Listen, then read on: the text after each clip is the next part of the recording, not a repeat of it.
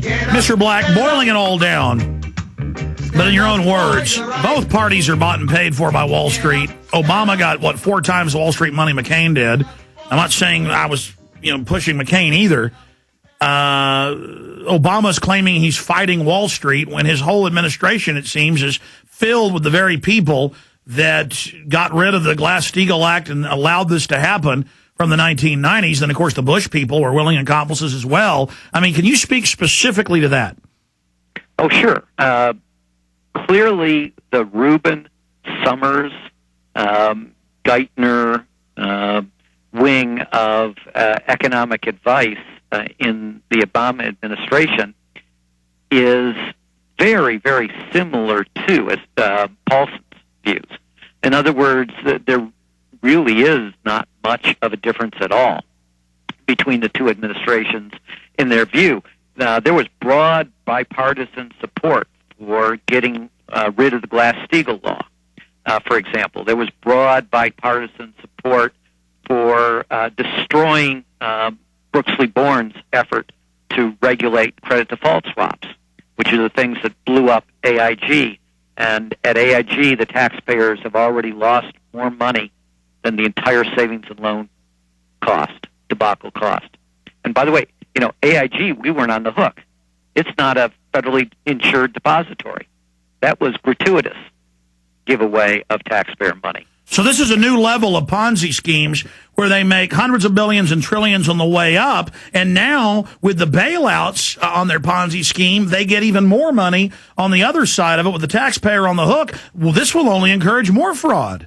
That's exactly what we're trying to get across. You do this type of thing, you encourage businesses to be even more abusive going forward because they can do the most outrageous things, get incredibly wealthy through the bonuses doing them, and even when they cause disaster, they get new bonuses and more compensation paid by the taxpayers.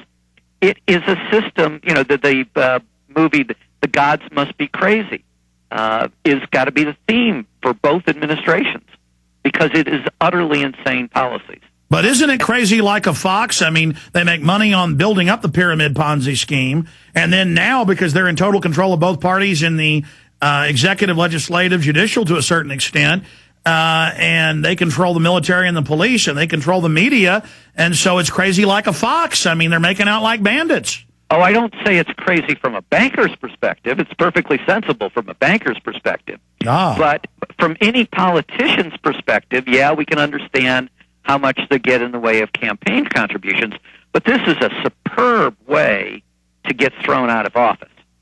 Yes. And it's a superb way to have your reputation destroyed and to have your integrity besmirched. Is it not a superb way, Professor Black, to also cause a Weimar Republic type situation?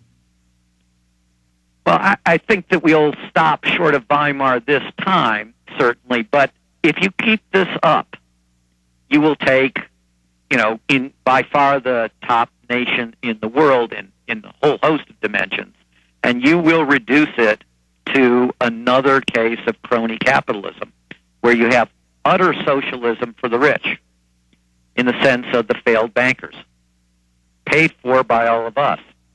And that will be a very bad place to live in, so let's all work together to prevent it from happening, right? Let's turn this around now, as opposed to waiting for it to become as bad as Weimar. Wow, that is just amazing. I try to explain that to people, and they're like, it's liberal, it's conservative, it's socialism, it's fascism. And I'm like, no, this is corrupt pirates running inside scams, bankrupting everything, and then having the people pay for it. When Newsweek comes out and says we're all socialists now, isn't this is the opposite of socialism. This isn't them helicoptering money down on the people. This is helicoptering money to the offshore banks. Yeah, I mean, if you wanted precedents, it would be closest to National Socialism. I guess where they call it socialism, but really just give it all to the inner party? Yeah, it's a fascist arrangement. And then they call it socialist. Right. Well, the Nazi Party called themselves National Socialists. I'm not comparing either of these to Nazis. I don't think that's, that misuse of the phrase strikes me as really diminishing what Nazis were all about. But the economic system is similar.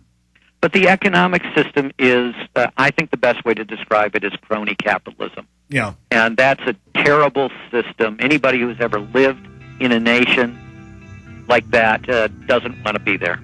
Unless, of course, they're the crony capitalists. Okay, exactly. It's good for them, nobody else.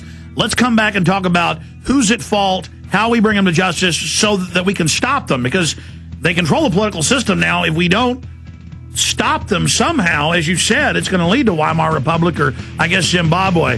His book is The Best Way to Rob a Bank is to Own One. You got to read it, folks. We really appreciate William K. Black.